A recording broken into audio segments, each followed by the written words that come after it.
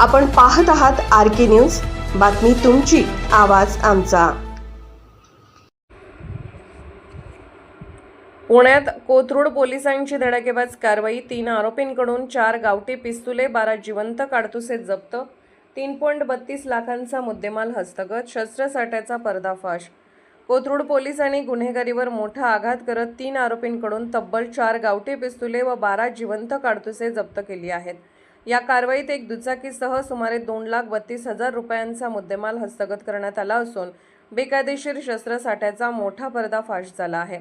पोलिसांना मिळालेल्या गुप्त माहितीच्या आधारे 16 जून रोजी कोथरूड परिसरात सापळा रचण्यात आला। यावेळी संशयास्पद हालचाली करणाऱ्या 2 युवकांना ताब्यात घेऊन झडती घेतली असता त्यांच्या ताब्यातून एक गावठी पिस्तूल, 3 जिवंत काडतुसे आढळून आले। तपासादरम्यान या आरोपीकडून आणखी माहिती मिळाल्यानंतर त्यांच्या साथीदारालाही अटक करण्यात आली। त्याच्या ताब्यातून आणखी 3 गावठी पिस्तुले, 9 जिवंत काडतुसे जप्त करण्यात आली। अशा प्रकारे एकूण 4 पिस्तुले, 12 काडतुसे पोलिसांनी हस्तगत केली। या प्रकरणी कोथरूड पोलीस ठाण्यात गुन्हा दाखल करण्यात आला असून आरोपीविरुद्ध शस्त्र कायद्यान्वये कारवाई करण्यात आली आहे। जप्त करण्यात आलेल्या शस्त्राचा वापर कोणत्या गुन्हेगारी कृत्यासाठी होणार होता याचा तपास सुरू आहे।